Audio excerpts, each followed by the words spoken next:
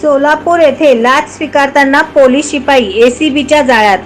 Akkalkot road उत्तर police ठाण्यात नेमणुकीस असलेल्या पोलीस शिपायास 5,000 रुपयांची लाच स्वीकारताना लाचलुचपत प्रतिबंधक विभागाच्या पथकाने रंगेहात पकडले आहे.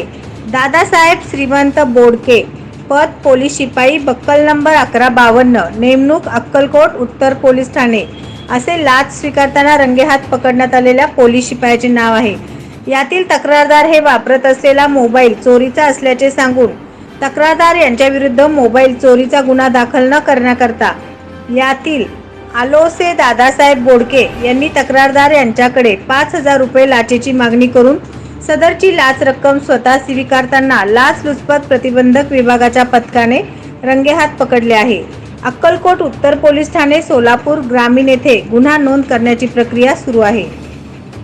SB न्यूज चॅनलला लाईक करा, शेअर करा, सबस्क्राईब करा.